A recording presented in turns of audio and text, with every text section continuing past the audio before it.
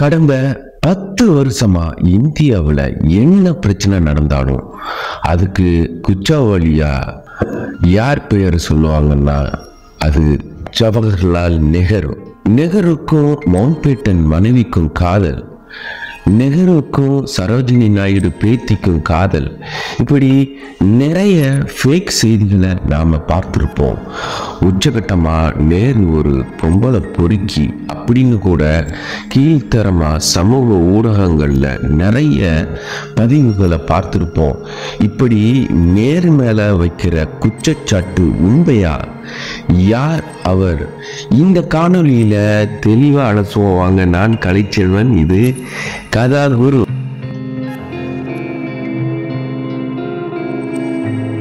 முதல்ல நேருங்கிறது ஜாதி பெயரான்னு கேட்டா இல்லைன்னு தான் பதில் வரும். பொதுவா வட இந்தியாவில் பெயருக்கு பின்னாடி ஜாதி பெயரை தான் வைப்பாங்க. குறிப்பா மோகன்தாஸ் கரம்சந்த் காந்தி, இதுல காந்தி அப்படிங்கிறது ஜாதி பெயர் தான்.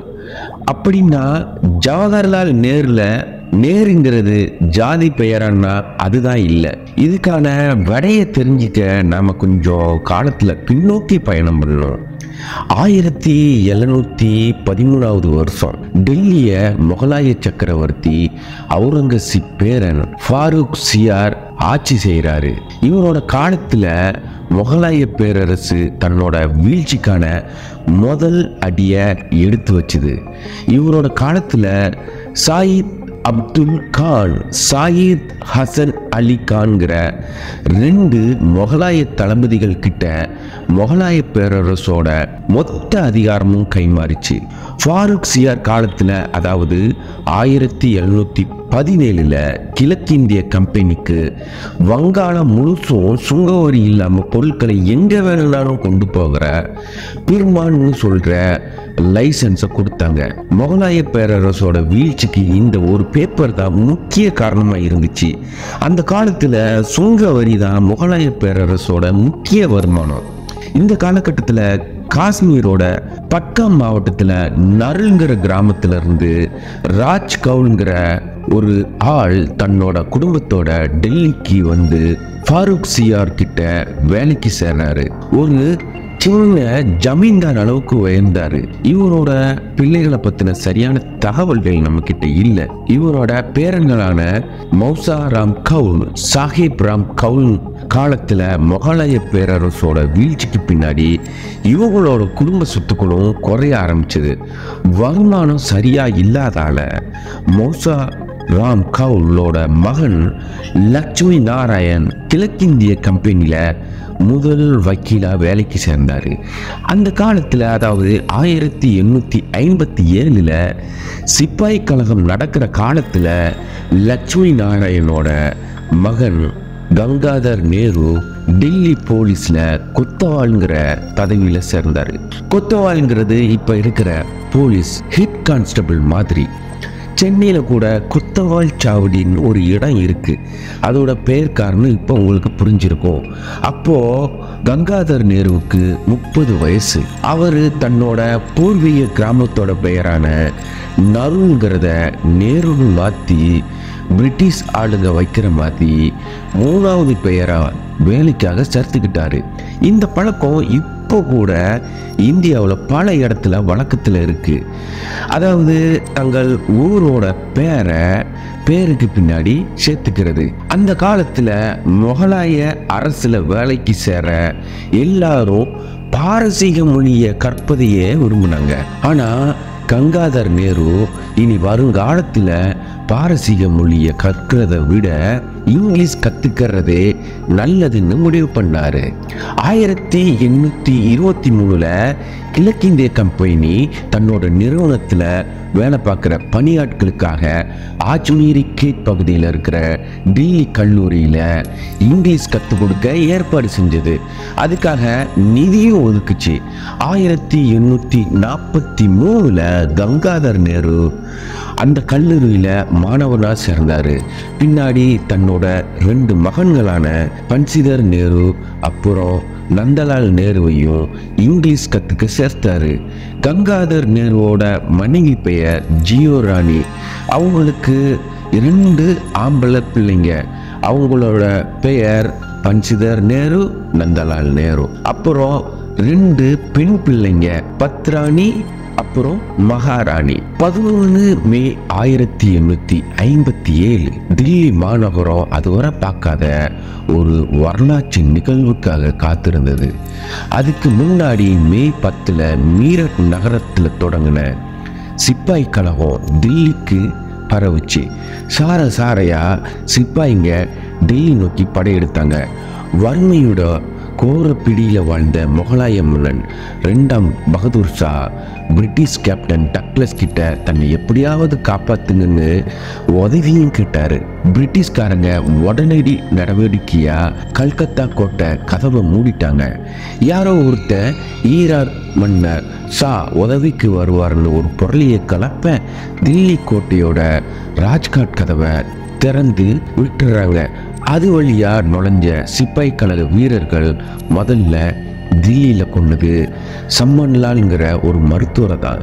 அப்புறம் கிரேவ்ஸ், பிரேசர், டக்ளஸ், ஹட்சிசன், அப்புறம் ஜென்னிங்கஸ், இப்படி ஆங்கிலேய குடும்பத்தை ஒருத்தரை விடாம எல்லாரையும் கொண்டாங்க. அதுக்கப்புறம் பிரிட்டிஷ்காரங்க கிட்ட வேலை செஞ்ச இந்தியர்களோட குடும்பத்தையும் கொல்ல ஆரம்பிச்சாங்க. 2 ஆங்கிலோ இந்திய தந்தி ஊழியர்கள் பஞ்சாப் மாநில அதிகாரிகளுக்கு எல்லாரையும் கொல்றாங்க. உடனே உதவிக்கு வாங்கன்னு அம்பாலா, லாகூர், ராவல்பிண்டி, பெசாவர் நகரங்களுக்கு தந்தி அனுப்பினாங்க. அந்த தந்தி தான் தில்லியை காப்பாத்துச்சு. இந்த சிப்பாய் கழக வீரர்கள் முதல்ல பிரிட்டிஷ் ஆளுங்களை கொன்ன பிறகு அவங்களோட கவனம் முழுக்க மக்கள் மீதே திரும்பிச்சு. நாங்கள் தான் போராளிங்க, எங்களுக்கு தான் எல்லாம் சொந்தம்னு பொதுமக்களோட கடைங்க, வீடுங்க எல்லாத்தையும் சூறையாடினாங்க. இதுக்கு நடுவில் ரம்ஜான் வர பசுவை கொண்டுட்டாங்கன்னு ஒரு வதந்தி பரவ 4 இஸ்லாமியர்களை உயிரோட வச்சு கொளுத்தினாங்க. கடைசியில் ரம்ஜானுக்கு யாரும் மாட்ட கொள்ளக்கூடாதுன்னு முகலாய மன்னர் 2ஆம் பகதூர் ஷா அவசர சட்டமே போட்டாரு. அதுக்கப்புறம் தான் அந்த மத கலவரம் அடங்கிச்சு.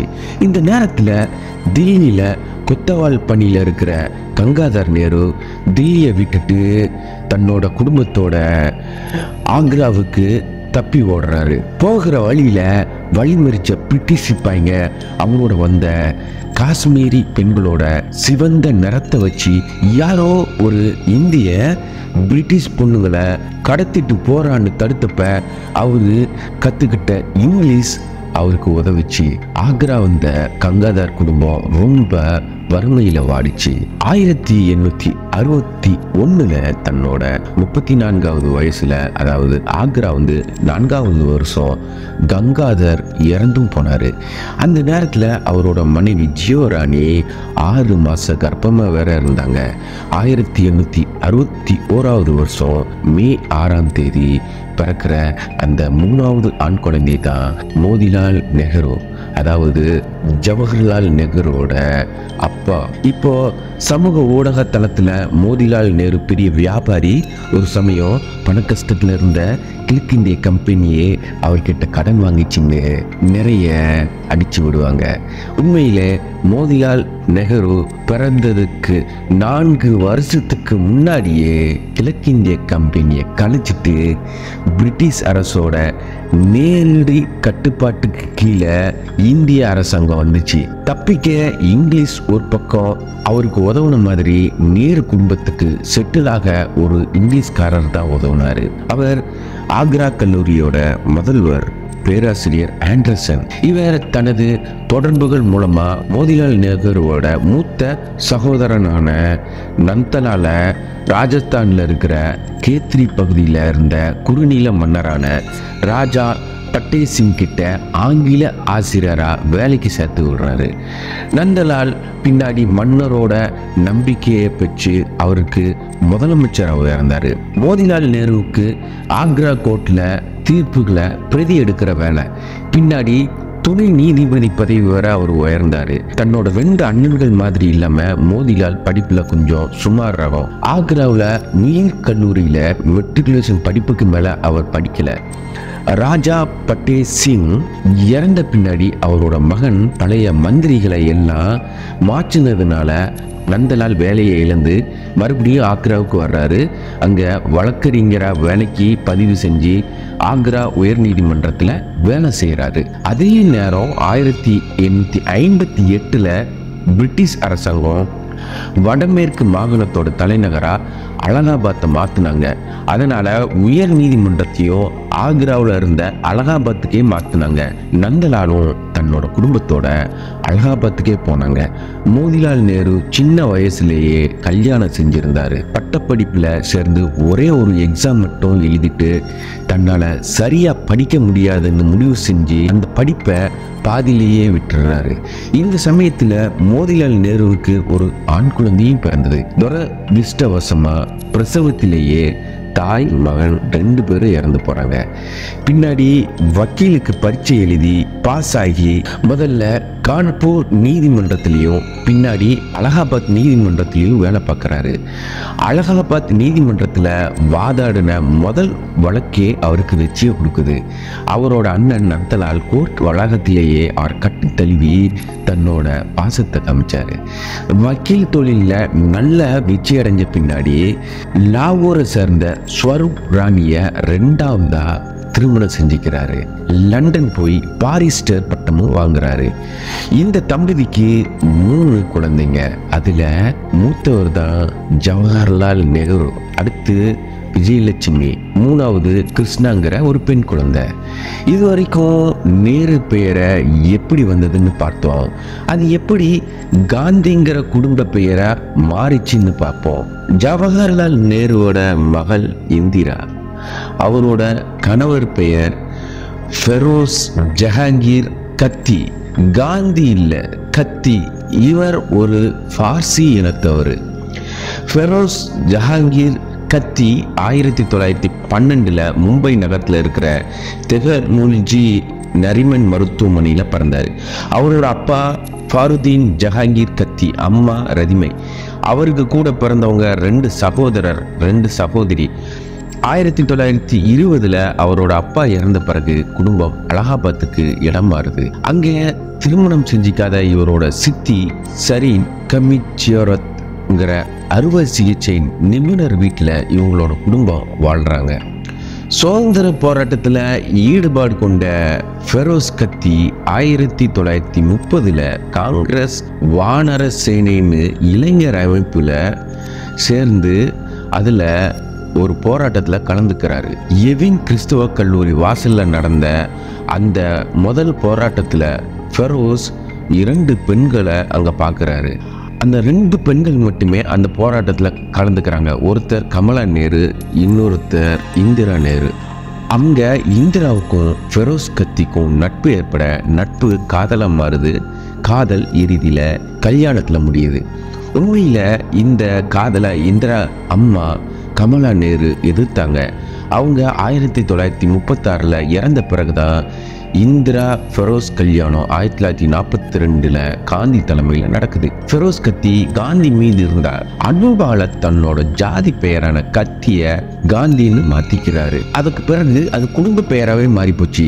காந்தி, இந்திரா காந்தி, ராஜீவ் காந்தி, சோனியா காந்தி, ராகுல் காந்தி, அப்புறம் சஞ்சய் காந்தி, மேனகா காந்தி, வருண் காந்தின்னு இது தொடர்ந்துக்கிட்டே இருந்தது. இதில் ராஜீவ் காந்தி சோனியாவை கல்யாணம் செய்ய ரோமன் கத்தோலிக்க கிறிஸ்துவரா மதம் மாறினார். ராஜீவ் காந்தி மகளான பிரியங்கா காந்தி ராபர்ட் வதேராங்கிற பார்சி நபரை மணந்த பிறகு கூட தன்னோட பெயரை பிரியங்கா வதேரான்னு மாறினாலும் எல்லாரும் பிரியங்கா வதேரா காந்தின்னு கூப்பிடுறாங்க. அந்த பெயர் நேருவோட அரசியல் வாரிசா இப்போ ராகுல் காந்தி வர நீண்டு வந்திருக்கு. இதுவரை பெயர் காரணங்களை பார்த்தோம். இப்போதான் நம்ம நேருங்கிறது யாருன்னு பார்ப்போம். நேருவோட வாழ்க்கையை கொஞ்சம் திரும்பி பார்ப்போம். அப்போதான் அவர் மேலே வைக்கப்படுற இந்த சமூக வலைத்தள வதந்திகளோட உண்மைத்தன்மை நமக்கு தெரிய வரும். நேரு அவரோட குழந்தை பருவத்தை கொண்டாட்டங்கள் ஏதுமில்லாததுன்னு அவரோட சுயசரிதையில் சொல்கிறார்.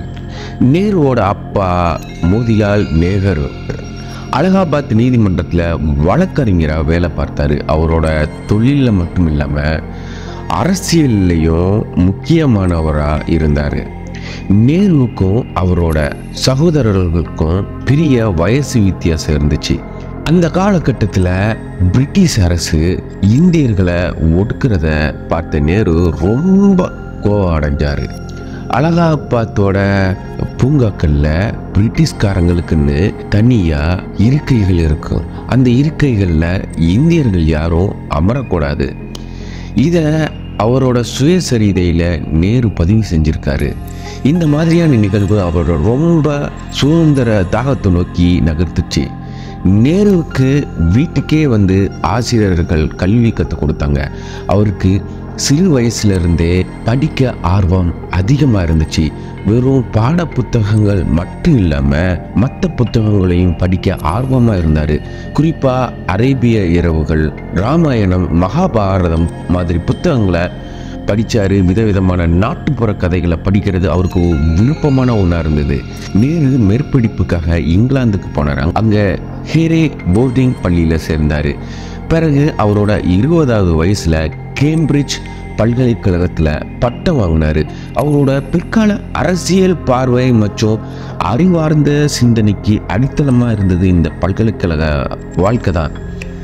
அங்கே நடந்த விவாதங்களாக இருக்கட்டும், அங்கே நடந்த படிப்பு சம்பந்தமான விஷயங்களாக இருக்கட்டும், அவரை ஒரு பரந்துபட்ட அறிவாளியாக மாற்றிச்சு. அதே நேரத்தில் இந்தியாவில் பிரிட்டிஷ் ஆட்சிக்கு எதிரான எதிர்ப்பலை இருந்ததாலும் ஐசிஎஸ் வேலையில், அதாவது இப்போ இருக்கிற ஐஏஎஸ் வேலை மாதிரி அதில் சேரலாமான்னு கூட யோசித்தார். இறுதியாக தன்னோட அப்பாவோட வேலையை செய்ய முன் வந்தார் நேரு. அதுக்காக சட்ட படிப்பையும் படித்தார். 1912ஆம் வருஷம் இந்தியா திரும்பின உடனே தன்னோட அப்பாவோட வழக்கறிஞர் வேலையை தொடங்கினார் நேரு. அந்த நேரத்தில் முதல் உலகப்போர் தொடங்கி இருந்துருச்சு. அப்போது பால கங்காதர திலகர், அன்னி பெசன்ட், கோபாலகிருஷ்ண கோகலே இவங்க எல்லாம் இந்தியாவோட அரசியலில் ஆதிக்கம் செலுத்திட்டு இருந்தாங்க. 1916ஆம் ஆண்டு இவர் மகாத்மா காந்தியை நேரில் சந்தித்தார். அப்போ அவர் ஆப்பிரிக்காவிலிருந்து இந்திய வம்சாவளியை சேர்ந்த மக்களுக்காக செய்திருந்த பணிங்க, போராட்டங்களுக்காக அவர் பெரிதும் அவரை மதித்தார். அவரோட சத்தியாகிரக போராட்ட மாடலால் ஈர்க்கப்பட்டு காங்கிரஸில் இணைஞ்சார் நேரு. வாழ்நாளில் அதிக முறை சிறையில் இருந்த ஒரே பிரதமர் இவர் தான். ஒட்டுமொத்தமாக நாட்டு விடுதலைக்காக 9 முறை சிறைக்கு போனார் நேரு. 1920-22ஆம் ஆண்டுகளில் நடந்த ஒத்துழையாமை இயக்கத்தின் போது அவர் 2 தடவை சிறைக்கு போயிருந்தார். 1921-22 காலகட்டத்தில் ஒத்துழையாமை இயக்கம் அதோட உச்சத்தில் இருந்தது. ஆனால் போராட்டக்காரங்க சௌராவில் இருந்த காவல் நிலைய ஒன்றுக்கு தீ வச்சாங்க.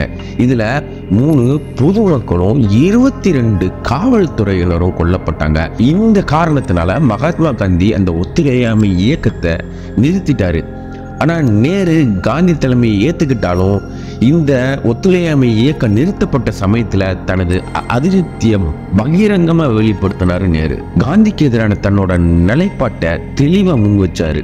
கருத்து முரண்பாடுகள் இருந்தாலும் கூட காந்தி வழி நடத்திய இயக்கத்தில் தன்னை முழுமையாக அர்ப்பணிச்சாரு நேரு. நேரு காங்கிரஸோட பொதுச் செயலாளராகவும் பதவி வகிச்சார். அப்போது உலக நாடுகள் நிறைய பயணம் செய்து இந்தியாவோட நிலைப்பாட்டை எல்லாருக்கும் எடுத்து சொன்னார். எதிர்ப்பு சர்ச்சைகளுக்கு மத்தியில் நேரு பிரதமராக பதவியேற்றார் இந்திய சுதந்திரத்துக்கு பிறகு. அந்த சமயத்தில் இரும்பு மனிதரான வல்லபாய் பட்டேல் ஏன் மகாத்மா காந்தி இருந்தாலும் ஏன் நேரு பிரதமராக ஆனாருங்கிறது ஒரு கேள்வி. இந்த கேள்வி எல்லார்கிட்டையும் இருந்தது. நேருவோ பட்டேலோ யார் பிரதமராக வரணுங்கிற தேர்ந்தெடுக்கிற அதிகாரம் காந்தி கிட்ட தான் அப்போ இருந்தது. ஏன் சர்தார் வல்லபாய் பட்டேல் நாட்டோட உள்துறை அமைச்சராகவும் நேரு பிரதமராகவும் பொறுப்பேற்றார்? இது ஒரு மிகப்பெரிய கேள்வி. அந்த கேள்விக்கான விடையை தற்போது அலசுவோம். 1929வது வருஷம் தன்னோட அரசியல் வாரிசு யாருன்னு காந்தி தெளிவா வெளிப்படுத்தினாரு. நேருவால பிரிட்டிஷ்காரங்க கிட்ட திறமையா பேச்சுவார்த்தை நடத்த முடியும், நாட்டின் பல நுட்பமான பிரச்சனைகளை அவரால் சிறப்பாக கையாள முடியும்னு எல்லா காங்கிரஸ் தலைவர்களும் நம்பினாங்க. இந்தியா சுதந்திரம் அடைஞ்ச சமயத்துல நேருவுக்கு 56 வயசும் சர்தார் வல்லபாய் பட்டேலுக்கு 71 வயசும் ஆகியிருந்தது. வயசு குறைவுங்கிற ஒரு தகுதியையும் காந்தி அப்போது பார்த்தாங்கிற விஷயத்தை அவரோட கடிதங்கள் மூலமா தெளிவா புரிய வருது. தேச பிரிவினை, அதோட இணைஞ்ச கலவரங்கள், பாகிஸ்தானோட உருவாக்கம், அதோட இரு நாடுகள் மீதான அழுத்தம், மகாத்மா காந்தி கொலை, அப்புறம் அது சார்ந்த கலவரம், அந்த காலத்துல நாட்டில் இருந்த படிப்பிரிவின்மை விகிதம், வறுமை, அரசியலமைப்பு சட்ட உருவாக்கம், மொழிக்கான அங்கீகாரம், பெண்கள் உரிமைகளுக்கு எதிராக இருந்த ஆணாதிக்க மனநிலை, நீர்ப்பாசனம் இல்லாததால ஏற்பட்ட விவசாய நெருக்கடி, பிரிட்டிஷ்காரங்க வெளியேறின பிறகு சியாச்சின் மீதான சீனாவின் உரிமை கோரல், இவங்களோட சேர்ந்துதான் நேருவுக்கு பிரதமர் பதவியை சுதந்திர இந்தியாவில் கொடுத்தாங்க. நேரு எடுத்த பல முடிவுகளுக்கு எதிர்ப்பு இப்ப கூட இருக்கு. அதுல முக்கியமான 2, அது காஷ்மீர் பிரச்சனைய ஐநா சபை வரைக்கும் கொண்டு போனது, சீனா போர்ல தீர்க்கமான முடிவெடுக்க முடியாம தோற்று போனது. இந்தியாவோட பிரச்சனைகள் திடீர்னு உருவானது இல்லை. பல நூற்றாண்டுகளா குவிந்து கிடந்த 150 ஆண்டுகால பிரிட்டிஷ் ஆட்சியிலேயே இது முத்தி போய் இருந்துச்சு. மகாத்மா காந்தி நேருவை பிரதமரா மாத்தினதால முதல் முறையா பிரதமரானார். ஆனால் 1952, 1957 மற்றும் 1962 வருஷங்கள்ல நடந்த 3 தேர்தல்கள்ல நேரு தலைமையில் இருந்த காங்கிரஸ் கட்சி தோராயமா 490 மக்களவை தொகுதிகளில் 364, 371, அப்புறமா 361 இடங்களை கைப்பற்றி வெற்றி பெற்றது. இதுவரை 3 தேர்தல்களில் தொடர்ச்சியாக வென்ற ஒரே பிரதமர் நேரு தான். சில நேரங்களில் அவர் பல கடுமையான முடிவுகளை எடுத்தார். குறிப்பா நேரு மொழியின் அடிப்படையில் பிராந்திய மக்களுக்கு எதிராக இருந்தார். ஆனா பொட்டி ஸ்ரீராமுலு தனி ஆந்திர பிரதேசம் உருவாக்க வேண்டி உண்ணாவிரதம் இருந்தப்போ மக்களோட விருப்பப்படி மொழி வாரியா பிராந்திய மக்களை அனுமதிச்சார். ஆனா இன்னைக்கு வண்ணாந்துறையில ஒல்பாவோட காணாம போன கூட அதுக்கு காரணம் யாரு? நேரு அப்படிங்கிற குற்றச்சாட்டுக்கு ஆளாகிறாரு. கொரோனா காலகட்டத்தில் ஆக்சிஜன் பற்றாக்குறைக்கு காரணம் யாரு? நேரு. இது ஒரு காமெடியோட உச்சகட்டம். ஆனா சுதந்திரத்துக்கு பிறகு பிரதமர பதவியேற்ற நேரு முன்னாடி பல சவால்கள் இருந்துச்சு. முக்கியமா இந்திய மக்கள் உணவு பற்றாக்குறையால பாதிக்கப்பட்டாங்க. அப்போ பசுமை புரட்சின்னு பக்கரானங்கள் தொடங்கி பேச்சுப்பாறை பெருஞ்சாணி அணையில் வர கட்டி நீர் மேலாண்மை செஞ்சு உணவு உற்பத்தியில தன்னிறைவு அடைய நேரு முக்கிய காரணமா இருந்தாரு. ஐஐடி, எய்ம்ஸ் மத்திய கல்வி நிறுவனங்கள் அவர் காலத்துல ஆரம்பிக்கப்பட்டதுதான். இன்னைக்கு தனியார் கிட்ட வசமாக மாட்டிக்கிட்டு இருக்கிற எல்ஐசி, அதுக்கப்புறம் பிஹெச்எல் போன்ற நிறுவனங்களை இவர் காலத்துல உருவாக்கப்பட்டது தான். ஆனா அவர் ஒரு பொம்பளை பொறுக்கின்னு தற்போது சமூக ஊடகங்களில் வைக்கிற விமர்சனம் மாதிரி வேறு ஒரு கொடுமை இல்லவே இல்லை. இந்த காணொளி உங்களுக்கு பிடிச்சிருந்தா இந்த சேனலுக்கு ஒரே ஒரு லைக் கொடுங்க. இது பல பேரை சென்றடையும். இந்த சேனலை சப்ஸ்கிரைப் செய்து உங்க ஆதரவை கொடுங்க. மீண்டும் ஒரு காணொளியை சந்திக்கிறேன். நன்றி, வணக்கம்.